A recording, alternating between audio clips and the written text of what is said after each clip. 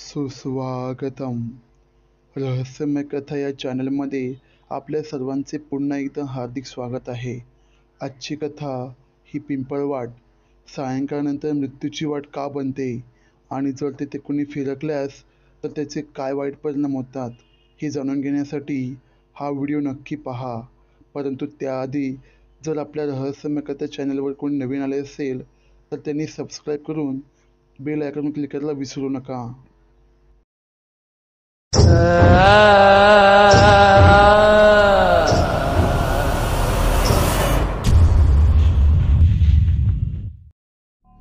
सुलक्षणा ही पुण्यामध्ये एका प्रायव्हेट कंपनीमध्ये HR चे काम करत होती.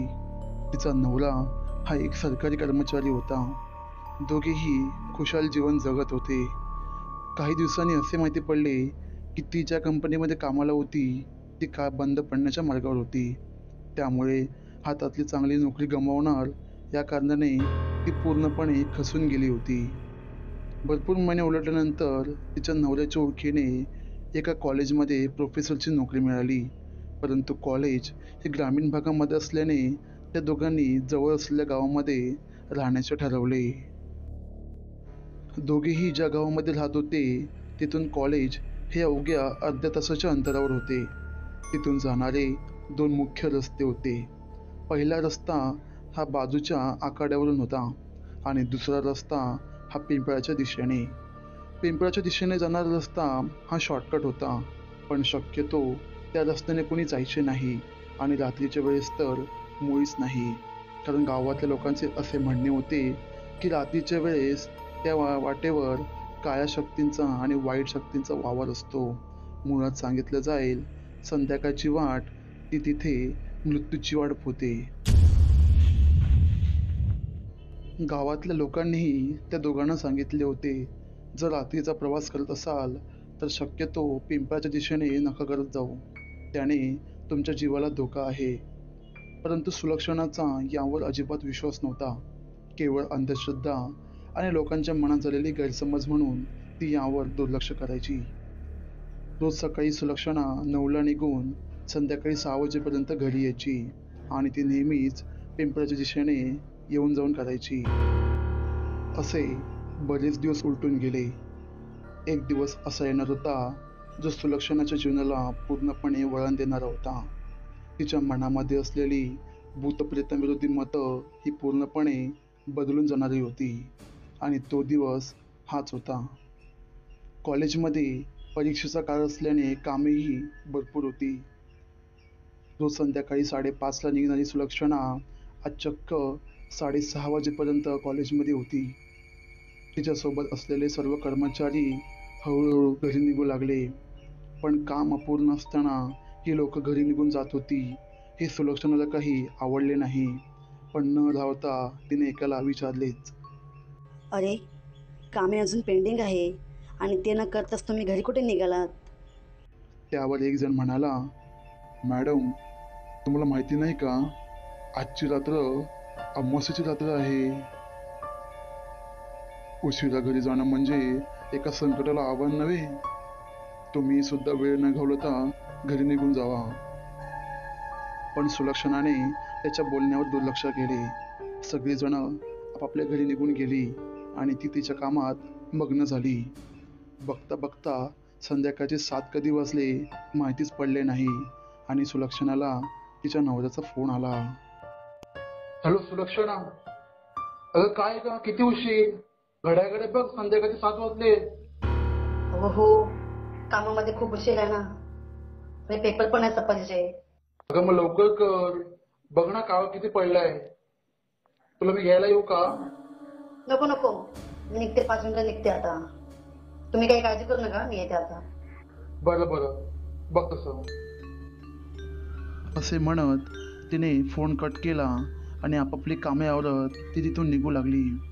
कॉलेजमधून बाहेर पडताच तिला परत एकदा तिच्या नवऱ्याचा फोन आला. हॅलो सुलक्षणा, ऐक, तू एकटी नको येऊस, तुला मी घ्यायला येतो. का? माझ्याकडे स्कूटर आहे. अगं बघ ना, खूप रात्र झाली आहे, एकटी कशी येशील तू? तू काय काळजी करू नकोस, तुला घ्यायला येतो. नको, मी येईन एकटी. अगं बघ ना किती काळ पडलाय. एवढ्या काळ कशी येशील तू? एक काम करतो थांब, तुला मी अर्धा रस्ता घ्यायला येतो, चालेल ना? हो हो, बरं, ठीक आहे ठीक आहे, या मध्ये तुम्हाला. संध्याकाळचे 7:30 वाजले होते. सुलक्षणा आता घरी जाण्यासाठी तयारी करू लागली आणि आपल्या स्कूटरला किक मारत ती तिथून रवाना झाली. तिने आता ठरवलेच की आता खूप उशीर झाला आहे, त्यामुळे पिंपळाच्या दिशेने जाऊया. रस्त्याच्या मध्यस्थी भागात ती येऊन समोर तिला भरपूर मेंढ्या दिसल्या आणि त्या मेंढ्यांसोबत एक भला मोठा माणूसही होता. त्याच्या हातामध्ये मोठी घुंगराची काठी होती, अंगावर भली मोठी शाल आणि पायात कोल्हापुरी चपला.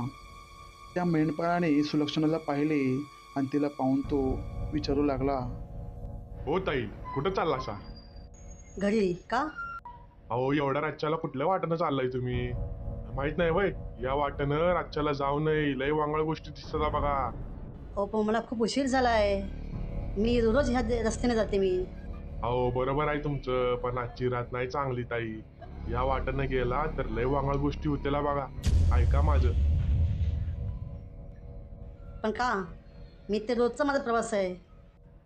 जरा ऐका माझं ताई. एवढा शिकलो सवरलेला माणूस नाही, पण मला लय अनुभव आले ती बघा, म्हणून सांगते नका जाऊ या वाटेनं. त्या मेंढपाळाच्या बोलण्याकडे दुर्लक्ष करत सुलक्षणा तिथून निघून गेली. त्या पिंपळाच्या दिशेने एकही गाडी रस्त्यावर नव्हती. पूर्णपणे काळोख झालेला होता. त्या रस्त्यावर फक्त ती आणि तिची स्कूटरच होती. सुलक्षणाने काही अंतर पार करून पुढे आली आणि तिची स्कूटर रस्त्याच्या मधोमध बंद पडली. स्कूटरला काय झाले आहे हे पाहण्यासाठी तिने ती स्कूटर रस्त्याच्या बाजूला उभी केली. जोरजोरात केकही मारून पाहिली, पण स्कूटर काही चालू होत नव्हती. आजूबाजूचा परिसर तिने तपासून पाहिला, पण तिथे कोणीच नव्हते. आणि तेव्हाच अचानक वातावरणामध्ये फरक जाणू लागला. रस्त्यालगत असलेली सर्व झाडांची पाने ही वाऱ्यासारखी हलायला लागली होती. काही क्षणांमध्ये तिथे थंडगार वाराही सुटला होता. एवढं सर्व होत असल्याने सुलक्षणाला आता थोडी भीती वाटू लागली. आणि तेव्हा तिने अचानक समोरून पाहिले तर कोणीतरी समोरून चालत येत आहे. त्यामुळे आता थोडी मदत मिळेल असे तिला वाटले. तेव्हा सुलक्षणाच्या लक्षात आले की आपण पेट्रोलची टाकी पाहिली नाही. त्यामुळे तिने पेट्रोलची टाकी पाहण्यासाठी मागे वळून पाहिले. पेट्रोल तर पूर्णपणे भरलेले आहे. मग गाडी बंद का पडली? आणि तेव्हाच तिला मागून आवाज आला. सुलक्षणा, हे सुलक्षणा. आपल्याला आवाज कोण देत आहे हे पाहण्यासाठी तिने मागे वळून पाहिले. बघते तर काय, तिचा नवरा तिच्यासमोर उभा होता. नवऱ्याला पाहून तिला आता थोड्या प्रमाणात आधार वाटला आणि आपली गाडी बंद पडली आहे हे तिने सांगितले. तिचा नवरा काहीच बोलत नव्हता, फक्त एवढंच बोलला, ठीक आहे, गाडीला ठेव बाजूला, तू चल आता माझ्यासोबत. असे म्हणत दोघेही चालू लागले. चालता चालता बराच वेळ निघून झाला होता. स्कूटरच्या दिशेने ते आता खूप दूरवर निघून आले होते. रस्त्यावर चालता चालता सुलक्षणा खूप काही बोलत होती, पण तिचा नवरा मात्र शांत आणि गुपचूप चालत होता. तेव्हा सुलक्षणाच्या फोनवर रिंगटोन ऐकू येते. आलेला कॉल कोणाचा असेल हे पाहण्यासाठी ती फोन बाहेर काढते आणि जेव्हा ती नंबर बघते ती पूर्णपणे गोंधळात पडते, कारण आलेला कॉल हा दुसऱ्या कोणाचा नसून तिच्या नवऱ्याचा होता. आपला नवरा तर आपल्यासोबत चालत आहे, मग हा फोन कोणाचा असेल? तिने पण सुद्धा काहीच न बोलता तो कॉल उचलला आणि त्यानंतर तिने जे ऐकले ते ऐकून ती पूर्ण जागीच स्तब्ध झाली. तिच्या पायाखालची जमीन सुद्धा पूर्णपणे सरकून गेली. हॅलो सुलक्षणा, अगं ऐक, मी काय सांगतो. अगं सॉरी हा, तुला आता नाही घ्यायला येत. आपल्या बाजूचे काकू आहेत ना, त्यांच्या हाताला थोडा मार लागलाय, त्यामुळे तुझी तर मी त्याची मालिश करतोय. ठीक आहे, तुला मी ते काम करतो, तो आखाड्याचा रस्ता आहे ना तिकडून ये, ठीक आहे? मग तुला मी तिथे अर्धा घ्यायला येतो. त्यांना खूप दुखापत झाली ना ग, त्यामुळे मी आता नाही येऊ शकत. प्लीज हा, प्लीज, सॉरी. हे ऐकून सुलक्षणा रस्त्यावर चालता चालता थांबली आणि तिला गाववाल्यांचे बोलणेही आठवत होते की रात्रीच्या वेळेस इथे वाईट शक्तींचा वावर असतो. आणि तिच्यासोबत जो माणूस चालत होता त्याला ती विचारू लागली, कोण आहात तुम्ही? मी विचारते, कोण आहात तुम्ही आणि मला कुठे घेऊन चाललाय? तिच्यासोबत जो माणूस होता तोही आता चालता चालता थांबला, पण तो तिला काही उत्तरच देत नव्हता. यावेळेस तर सुलक्षणाने आपला आवाज चढवलाच. मी विचारते, कोण आहात तुम्ही आणि मला कुठे घेऊन चाललाय? अंगावरचे कपडे रक्ताने माखलेले, हातातली नखही मोठमोठी, अर्धवट जळाला चेहरा आणि डोळ्यातून रक्ताचे मोठमोठे प्रवाह वाहत होते. हे भयानक दृश्य पाहून सुलक्षणा पूर्णपणे घाबरून गेली आणि तिने मोठी खिंचाळी दिली. आणि सुलक्षणाने आता जीवाची पर्वा न करता तिथून पळ काढला. जोरजोरात धावत ती रस्त्याच्या दिशेने येत होती आणि तिच्या मागोमाग ती भयानक आकृतीही त्याच वेगाने तिचा पाठलाग करत होती. धावता धावता ती भयानक आकृतीही मोठमोठीने किंचाळत होती.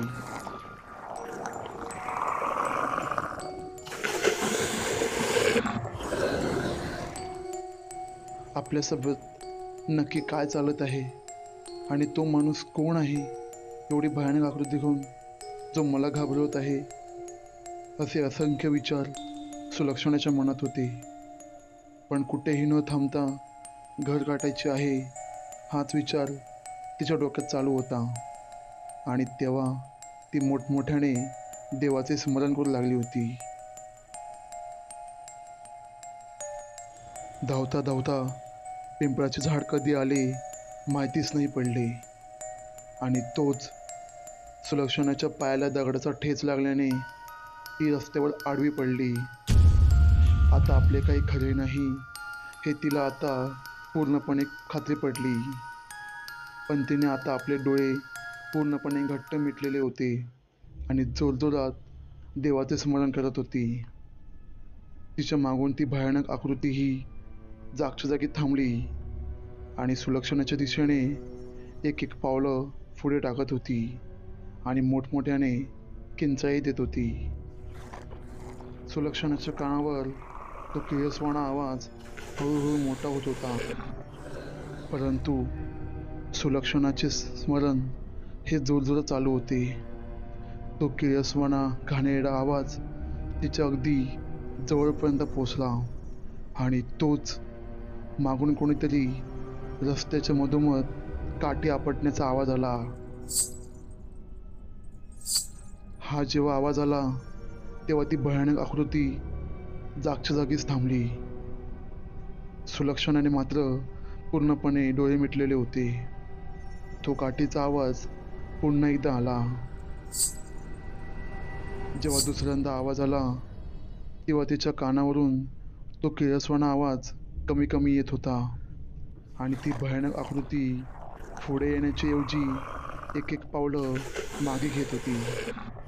असा 2-3 वेळा तो काठीचा आवाज येत होता. मागून काठीचा आवाज कोण करत आहे हे पाहण्यासाठी सुलक्षणाने डोळे उघडले आणि जेव्हा तिने मागे वळून पाहिले ते दृश्य पाहून ती बघतच राहिली.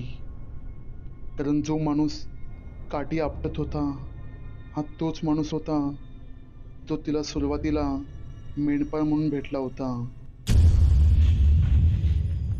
तो मेंढपाळ आता जोरजोरात काठी आपटत होता आणि त्या आवाजाने ती भयानक आकृती एक एक पावलं मागे घेत होती आणि त्यानंतर त्या माणसाने जोरात अशी काठी रस्त्याच्या मधोमध आपटली. त्या आवाजाने ती भयानक आकृती मोठाई किंचाळी देत तिथून नाहीशी झाली. समोरचं दृश्य पाहत सुलक्षणाला आता बेशुद्ध झाली. समोरचं दृश्य पाहून सुलक्षणा जागच्या जागीच बेशुद्ध पडली. आता तिला शुद्ध आली होती. तिने डोळे उघडून पाहिले तर बघते तर काय, तर ती आपल्या घरातच होती. तिच्या समोर तिचा नवरा आणि बाजूचे काका काकू होत्या. आपण आता घरी सुखरूप आहोत म्हणून तिला आता रडू कोसळले होते. काकूंनी तिला पाणी पाजत शांत राहायला सांगितले आणि त्यानंतर सुलक्षणाने सर्व प्रकार सांगितला. सुलक्षणाचे हे बोलणे ऐकून तिघेही शांत झाले. त्यावर काकू सुलक्षणाजवळ आली आणि तिला म्हणू लागली, अगं पोरी, आम्ही तुला आधीच सांगितलं होतं ना की रातच्या वेळेस त्या पिंपळाच्या वाटेवर नका येत जाऊ. तिथं मोठ्या प्रमाणात वाईट शक्तींचा वावर असतो या. आणि आज तर अमावस्येची रात्र, मग तर हे विपरीत संकट होणारच ना. आणि तुला जो रस्त्यावर तुझ्या नवऱ्याच्या रूपात भेटला होता तो एक गणू पिशाच होता.